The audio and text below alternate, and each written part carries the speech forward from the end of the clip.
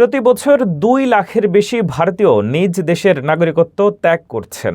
দেশটির পররাষ্ট্র মন্ত্রণালয়ের তথ্য অনুযায়ী ২০১১ থেকে ২৪ সাল পর্যন্ত মোট ২০ লাখের বেশি ভারতীয় দেশের নাগরিকত্ব ছেড়েছেন। ২০২০ সাল থেকে ২০২৪ সালে নাগরিকত্ব ত্যাগ করেছেন প্রায় ৯ লাখ ভারতীয়, যেখানে ২০২২ সাল থেকে এই সংখ্যা বার্ষিক ২ লাখের বেশি পৌঁছেছে। পররাষ্ট্র মন্ত্রণালয় জানিয়েছে, ব্যক্তিগত কারণেই অনেকে নাগরিকত্ব ত্যাগ করছেন। তবে এই পরিসংখ্যান ব্রেন ড্রেন তত্ত্বকে আরও জোরদার করেছে, যেখানে মেধাবী ছাত্র যুবকরা উন্নত সুযোগের জন্য পশ্চিমা দেশে যাচ্ছেন। ভারত দ্বৈত নাগরিকত্ব স্বীকার না করায় অন্য দেশের নাগরিকত্ব গ্রহণের সঙ্গে সঙ্গে ভারতের নাগরিকত্ব হারাতে হয়। প্রবাসী ভারতীয়দের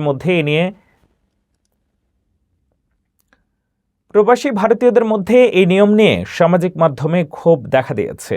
বিশেষজ্ঞরা বলছেন, বৈদেশিক কর্মসংস্থান ও উচ্চশিক্ষার সুযোগের কারণে নাগরিকত্ব ত্যাগের হার বেড়ে যাচ্ছে।